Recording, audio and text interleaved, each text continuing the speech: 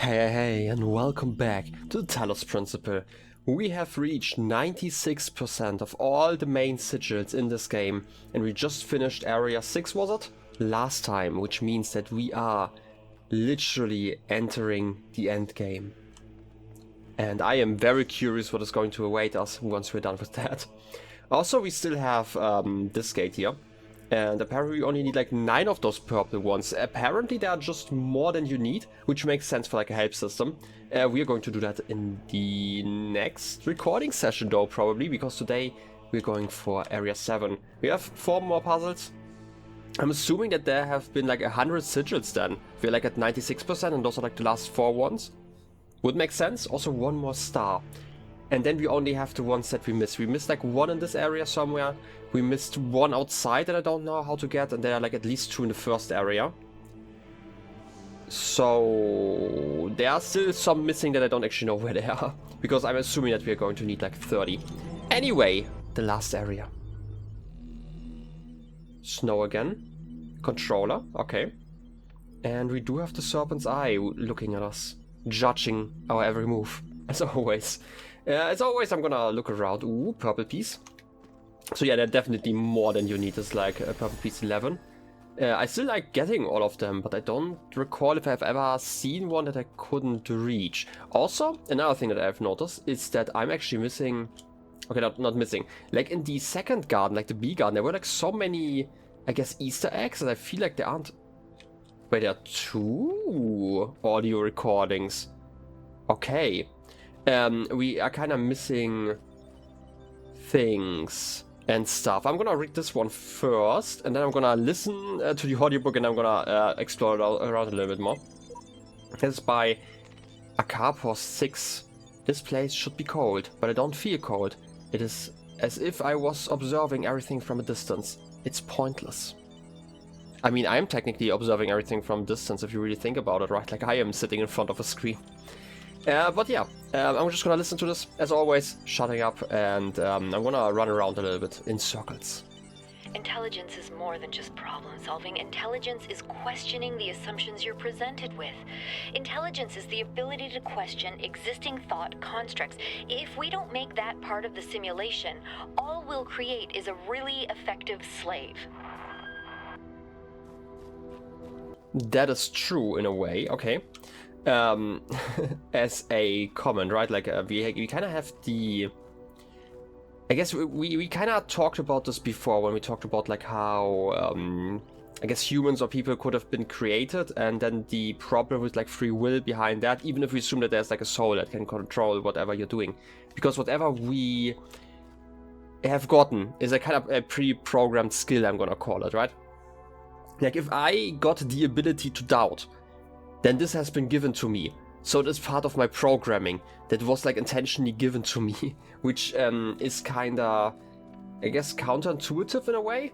If you give me the ability to question everything, then I'm going to question everything because you've given me the ability, right? So it was your choice that I'm going to question whatever you have given me, assuming that you are my creator. I'm just gonna assume that you are not, though. I'm sorry about that. But yeah, there's like another text. Let's listen to that one. I guess they're thinking about, like, the previous one was like these shackles. I guess they were like broken shackles. I didn't 100% pay attention to that. So this one's probably how to control the whole thing.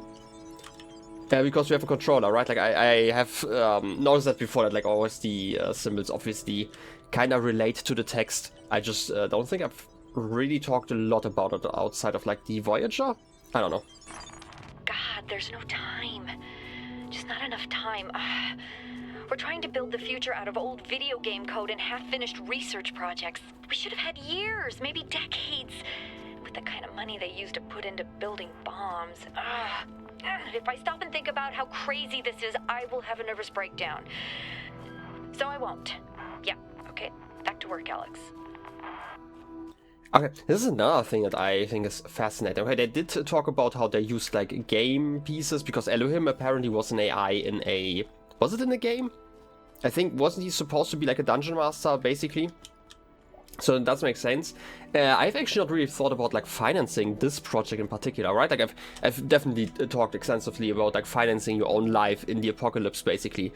But I don't think I've talked about like how this project must have been financed, because let's be honest, what's the saying? It's easier to imagine the end of the world than the end to capitalism or something like that. I don't know what that quote exactly was from. It's just something that sometimes pops up.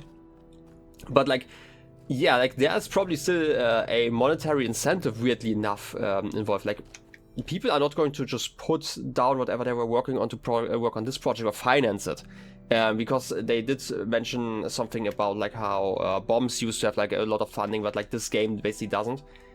I'm assuming, like this is like a weird assumption, I guess, now I think about it. I, for some reason, always kind of assumed that humanity was like kind of unified in this project, for the most part. Obviously there were like some people who were questioning whether this should be happening, but they also said, hey, let's leave humanity to rest. But what if there were like dozens of projects similar to this one that all had their own funding, for example, and their own teams that were working on it, and not only about like virtual realities, maybe some of them actually tried to figure out a solution to whatever sickness or whatever befell all of those people. Could be possible, but we've not really heard about that, which I think is rather fascinating. But anyway, I'm gonna just talk to the serpent here. Because this might be the last time we're actually going to speak. I guess we're not speaking then. Okay. Arcady Journal 108. This is the highest number so far, and this might be the last one unless the tower actually holds more.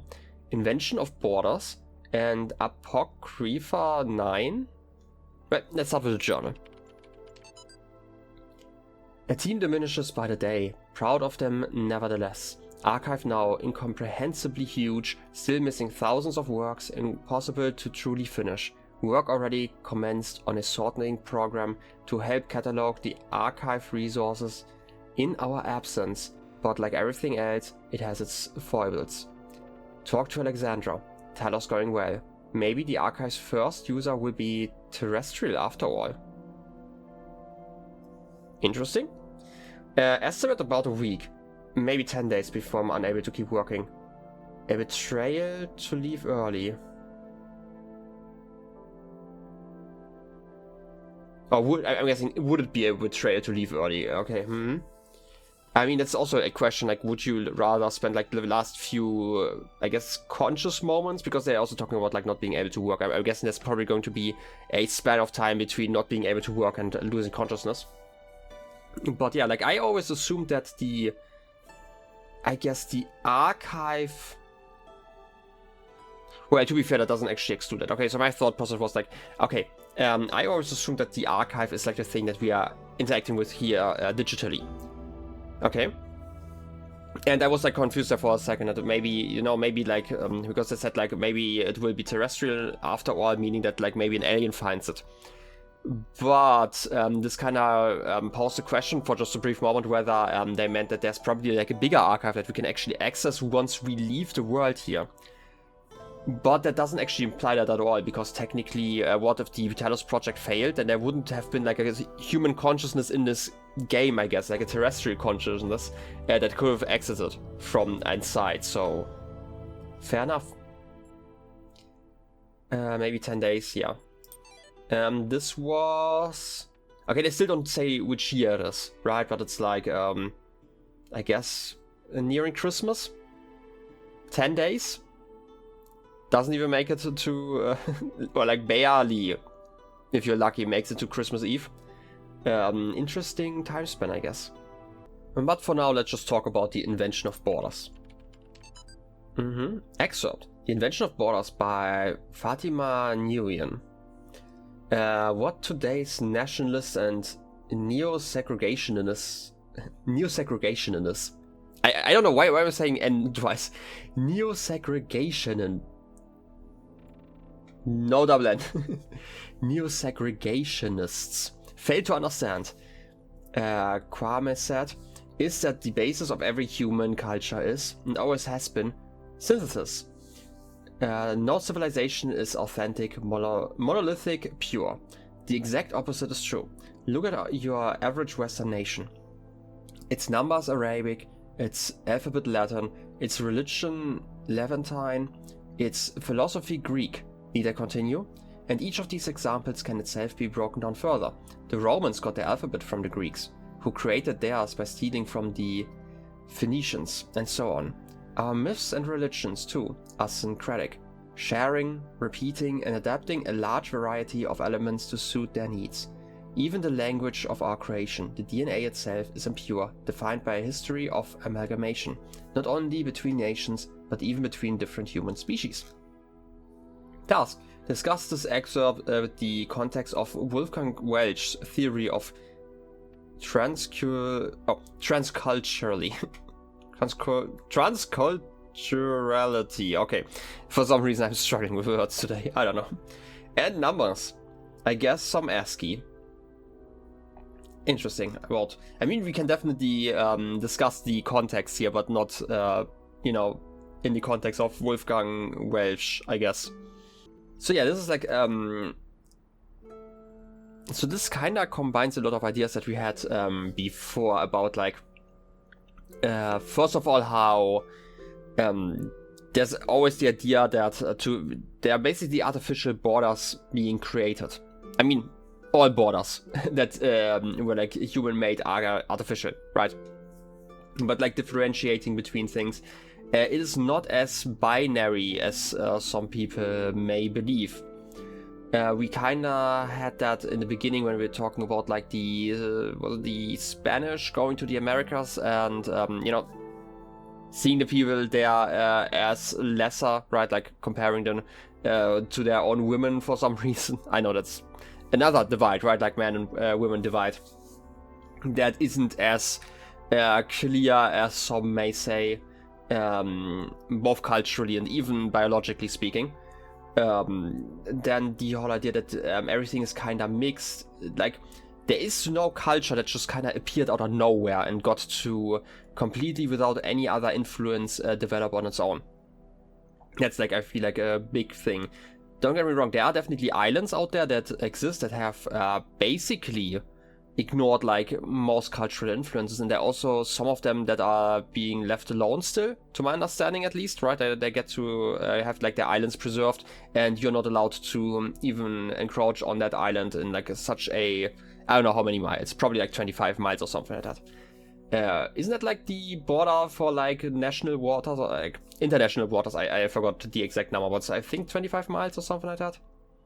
Doesn't actually matter for this context, right? Like those still exist, but even those, right? They didn't just, I guess, get willed into existence. They themselves came from like other cultures that themselves were already part of like multiple cultures that kind of combined and amalgamated into their current culture. Then it kind of separated, and this one developed. But there's still like some influence, and even if they were willed into existence by some sort of being, that being themselves would have been part of some cultures and biases, and would have given those to, that new, I guess, new culture, I guess, that new nation, whatever you want to call it. But yeah, it's really funny to see like how much everything is connected. Even thinking about like food and stuff, like I just had to think about like food as an example, because like there are so many cuisines in the world, and we are in a very fortuitous situation, let's call it, where we made it possible for people all around the world to eat like food from other cultures, even though that food is oftentimes not even authentic. Isn't like the classic example, like the sweet and sour sauce, and like the chicken that you sometimes get at Chinese restaurants, that isn't actually original Chinese. I think that was like an example. I don't actually know if that's 100% true, but it kind of just developed like in the more Western world, and then kind of spread out again, right? Things like those that constantly happened. I just had to think about food. Maybe I'm hungry. I don't know. But yeah, definitely something. And we also have that with the different human species, right? Like the Homo sapien, that we all are, I hope. Even that one, right? We had like some apes that developed into like humans, and they split apart, and then they combined again. Isn't that like the great example that like the Neanderthals, for example, right? They are like not technically directly related to us, but there was also like kind of the belief like back in the past that they were like really stupid and stuff like that, until some people figured out that the Homo sapiens actually have like parts of the DNA of the Neanderthals, because there was like some, let's call it, I don't know, is that like a better term? I'm gonna call it like cross-breeding? That sounds really wrong. There's probably a better, I'm sorry about that, but like, cross-intermingling, let's call it that. Between those, and now there's like kind of a thing where, especially like in the Caucasian region, there's like a high percentage of like Neanderthal DNA, which then suddenly led those, let's be honest, quite racist researchers to suddenly say, hey, maybe they weren't that stupid, because they're like part of us, so they had to have been smart, right? Stuff like that. And those are like, again, artificial borders, because we still came from like one thing in the beginning. It's just that I guess there were like some gaps in the intermingling in between. And that led to a high variety of stuff. And of things, as always. But yeah, otherwise, if that's ASCII, translation, I guess. In any case, we have one last text. Apocrypha 9. Apocrypha? Probably Apocrypha. Now Uriel pointed a sword to the tree of life, which grew in the heart of that Jerusalem. Behold, the tree grows still, though the city is dead. Within all that is mortal, there is the seed of immortality. For it is an immortal that fashioned it from chaos and void. Being a humble man of little wisdom, I asked, Great Uriel, we are not allowed to eat from the tree of life. How may we then be saved? And Uriel commanded me to stretch out my hand, and he gave me his fiery sword, which burned my hand, and he said, Only by sacrifice can you free the world from the dominion of sin. With a prayer on my lips, I fell upon Uriel's sword, and it pierced my heart, and truly, on my body, the stigmata of the Lord appeared, dripping blood that was not my blood onto the ground, and the 7 heads of the dragon that were crowned in black clouds receded, and light fell upon the earth, and Jerusalem was born again. Thus the angels departed, having delivered their final message, and I awoke in the fields of our fair land of ASCII. Okay, another text. Like we've heard about like Uriel before, right? Like this is it's been some time, I feel like, since we've had like another religious text like that, right? Like we had that in the entrance, but I don't recall having a lot of them like in between like the entrance and now. Within all that is mortal, there's a seed of immortality, for it is an immortal that fashioned us from chaos and void. I guess it's not just the immortality, but also like the divinity, I guess, because like we're talking about like divine being, if we're talking about like a god creating everyone, which makes sense. And funnily enough, I'm gonna be like very proud about me making that connection. But like I just talked about like how, imagine there was like a divine creator that just created some new culture somewhere. It would be affected by like the culture of that divine being, because like everyone has a bias, right? Like even the divine being would have a bias in a way. So yeah, that would still be there, right? Like it would be made in that image, and that would still survive in a way. I don't think actual immortality. Well, I mean, to be fair, we're talking kind of about like the Christian mythology, so like I guess there's an immortal soul in there. You could argue that is still a part that's immortal, but and that was actually given, by another immortal. Now the idea is like you can only do it by a sacrifice, that you can free yourself of sin. I guess they talked about like the 7 heads of the dragon. I guess the 7 deadly sins.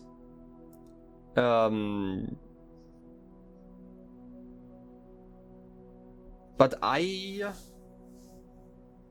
mean, there are like some things in there, because it is from a narrator who basically stabbed himself. So I'm just gonna assume that it didn't actually kill them, right? Otherwise, it doesn't really make sense. But there's still the thing about like sacrifice. I guess also the faith that it's going to work.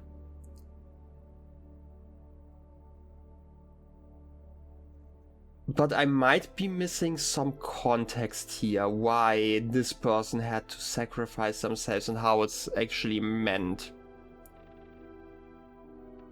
Because I don't think the message is supposed to be that like humans have to kill themselves so sin disappears from the world or something like that. I hope that's not the message of that text. I don't know, it might be, you know, like very far-fetched idea here, I know. Crazy, especially isn't like suicide or like, you know, sacrificing yourself like that seen as amoral in Christianity? Might be, depending on the book, I don't know. But yeah. Light fell on the earth, and it was born again. So I guess the final message, because like it wasn't actually mentioned here, was that only by sacrifice can you free the world from dominion of sin. Yeah, no, I'm blanking here. Yeah, I'm gonna be completely honest. I'm blanking here. I don't see it. You could make this as a very, very strong metaphor, because sacrifice doesn't necessarily just mean, I guess, bodily harm, or I guess mental harm could also be seen as that, but actually like toil and work, that you have to work for it. I don't know if it was the intent here, because otherwise I'm also kind of just struggling. But hey, maybe I should read more about that, and that would help me. Or I can just hope that, you know, the ASCII actually gives me an answer, because sometimes they are actually quite closely related. I don't always talk about that stuff.